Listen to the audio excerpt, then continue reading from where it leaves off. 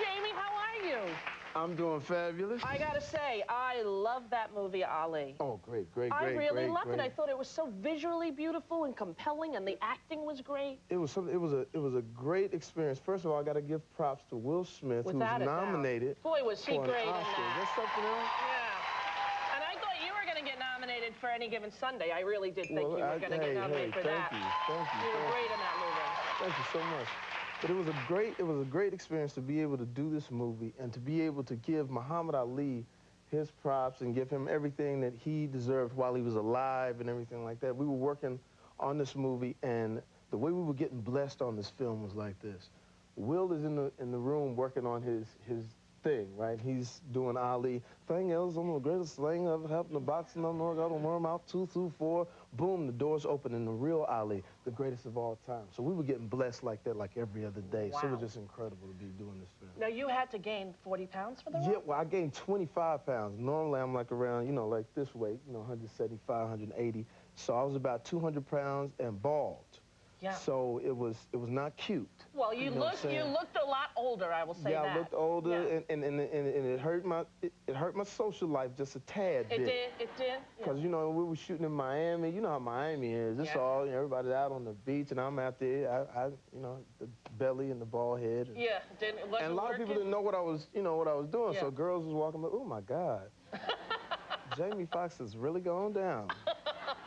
But it was a trip to be able to have to eat. I had to eat all the time, and you could see the food just stuck, you know, in my throat. But it was a thing that was necessary because the parts that we were playing, these people actually knew who they were. The guy that I played, Bundini Brown, is the guy that came up with like the sayings, float like a butterfly, sting like a bee. And when we met people on the set that knew who he was, I said, Will, we got to make sure that we play these characters because these characters are known. I got a chance to meet Bundini's wife, right? Now, Bundini passed away in '88.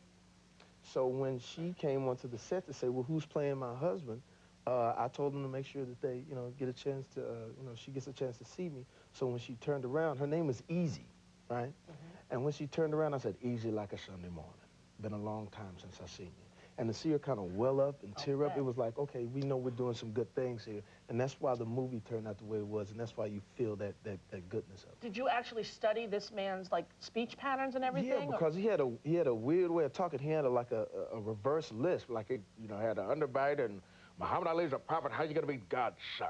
Float like a butterfly, sting like a, you know. So I'm doing this all the time. Right, and it was just a trip to see what this guy went through because he was so into Muhammad Ali. And Michael Mann, and I'm sure you're familiar with him, Last of the Mohicans and everything like that. And there was a situation where we were talking about should Bundini be scared of Ali? And I was saying in black culture, brothers aren't scared of anybody when we see, especially a star. You know what I'm saying? I mean, we were going back and forth. He said, what do you mean in that sense? And we're on the streets of Miami, and a white guy walks up with his family, and he says, Mr. Foxx, is it okay if I get an autograph? Right. He was very quiet. Yes. It's okay if I get an autograph. So I give him the autograph, and as I'm giving him the autograph, a brother across the street, Foxx! What's up? And he runs over, he hugs me. He doesn't say that I like your work or anything like that. He said, where we going tonight? Yeah. What we doing? Yeah. And the director's like, did you know him? I said, no. Yeah. I don't know him, but that's the way we are when we see our people. I gotta tell you, it's so not only black, it's chubby white Irish women too. Because when I go to the mall, people go, "Row!" and they hug me, and I'm like, high school, where? I forgot. They're like, oh, I didn't know you. Just about to show. You know, it throws me off. That is true. So I was giving him this thing on Bundini. I said he shouldn't be afraid of Ali. As soon as he meets him, it should be a bond, and it turned out great. Now, was that your first time ever in Africa? I know you filmed in Africa. Oh, man. Anybody been to Africa? No, I've never been. Oh, my God. You got to go to Africa. And the thing that fools you is this.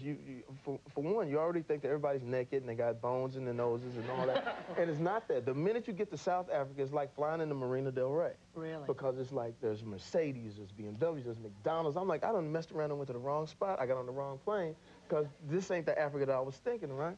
But they were so cool, and everybody knew Will, which was great because we had to recreate the scene of Zaire. 16,000 Africans, you know, and Will walks in and they're all singing, no, no, no, no, no, no, no, no, no, no, get the jiggy with it. And they had the whole, you know, they was doing their thing, and I said, oh, man, it was incredible. And and Will soaked it up. They didn't know who I was. No. Which is okay, right? Yeah, I guess. It's not all right. And then a lot of them kept going, Carlton? Carlton? They thought I was Carlton from the Fresh Prince. No, no. I was like, no, that ain't me, pal. But it was a great thing. And then to go on the safaris, and the safaris were incredible.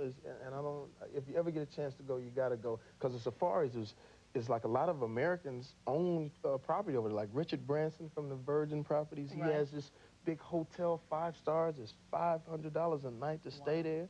And $1 in Mozambique is $19,000. No you know what I'm saying? kidding. Oh, yes, it's something else. Your dollar goes a long way. I was thinking about staying over there because, you know, and then, like, we're sitting there in this suite, and it's beautiful, just like you're in America, all this glass and everything, and on the outside of that is the animals.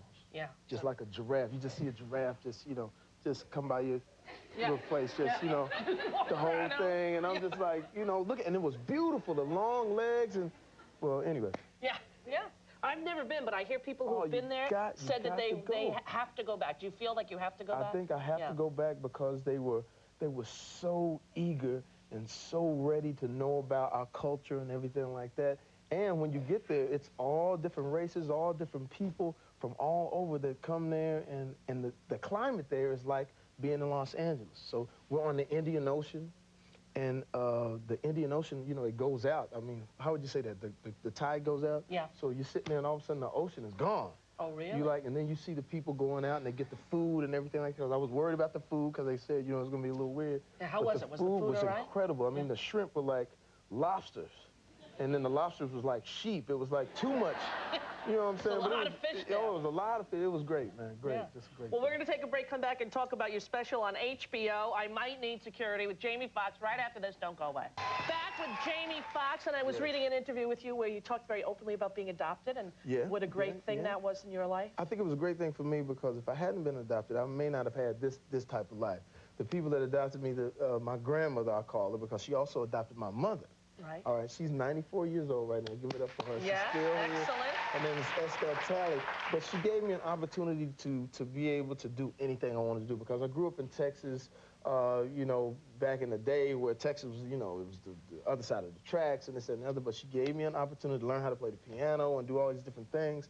And I used it when I came here to California because I actually went to college on a classical piano scholarship. No Now, that's a little weird, but yeah, I went to college on a classical piano scholarship. It was 81 different countries that went to my school, which is International University in San Diego. So I was like the only American in my class, Yugoslavian music teacher, Russian pianist teacher. So she gave me the opportunity to do my thing. That's a wonderful thing. Yeah, great thing. You know, so many times people think adoption, they have a slanted view of it because they see on some of the shows where, you know, oh, it's all about reuniting. But I think nowadays, our kid who's raised as adopted kid knows that they're adopted. I think sometimes they don't even feel that desire. Kids are different because I have my daughter now, and as a matter of fact, we just sold this reality show to another network, and it's called Small Talk, and it's basically kids say the darndest things meets taxi cab confessions because my daughter talks so much trash in the back of the car. So I decided to just put a camera there and catch everything she's saying. But kids are different now. They know everything about everything. They're smarter now, so you have to treat them like little adults without letting them take over your household. Exactly. Yeah. But they do, and I think that's a great idea for a show because the stuff you hear when you are driving them around is hysterical. Incredible. And I took her into the meeting with me. Right. Because I was like, the guy was like, well, what if the kids don't want to say anything? And I said, I asked my daughter one question, and she just went, blah, blah, blah, blah, blah, blah. And how old is she? And she's 8 years old. She just turned 8. She's an Aquarian, and her thing was, and she has this thing about NSYNC. And I don't know where she gets it, but she said, well, Justin Timberlake is coming over to my house. And she'd be telling her other friends like that, and they don't know because, you know, maybe Jamie Foxx knows Justin Timberlake. And says, yes, Justin is coming over, and he's going to be this, and he's going to be that. So I'm getting all of this. And I take the camera, and I get all of her friends, and what I'll do is I'll prompt them. I'll say different stars and what they think about the stars or what they think about life and all this.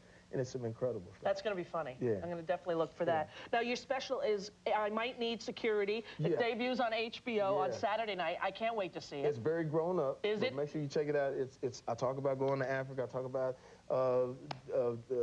doing the Ali thing, meeting Mandela. I talk about it from George Bush to Bill Clinton to Whitney Houston to Puffy to everything that's happened to me, and it's some high stuff. Now, do you ever get nervous when you do somebody like, you know, like Tyson or Puffy? Yeah, Do you think, I get better a little watch nervous about Tyson. That's Yeah. the only one, because Yeah. you don't want to. You don't want that. No, you know, he's a little... Because Tyson rolled up on me. I was at his house, Oh, no. and I don't know if anybody had told him I had done jokes about him, but he walked up right behind me real quiet. So I heard you were talking trash.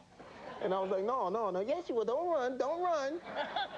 And, but the thing about it is that they understand that it's really just jokes. Yeah. The title, I Might Need Security, is the fact that, you know, I am talking about a lot of people, so I may need to beef up a little bit. But yeah, because I remember the year that you were doing when Puffy was in the news so much. Right. I was hosting the Grammys, and he was mad at me, and he was mad at you. Well, it wasn't actually him. Jennifer was mad at me because I did Saturday Night Live, and I did a sketch about Puffy, and Puffy was cool about it, but Jennifer was I was like, hey, man, I'm sorry. She was really upset with me. Yeah. But I talk about that in my act, too, and since then, me and Puffy been hanging out, and it's been cool, but he knows that there's some jokes in there about him. Yeah. And, but it's really tight. It's the first time in a long time a comedian's been able to get out there like you did when I saw your special. You know, you ran out there and you really blazed the trail. So it's a hot thing. Make sure you check it out. Well, I can't wait to see it. I think you're such an amazing actor, Jamie, and I know that you'll be doing more movie roles because you're really very, very, very good. Thank you so much. And your stand-up is always hysterical. Look for it Saturday night on HBO. Jamie Foxx. We'll be right back after this.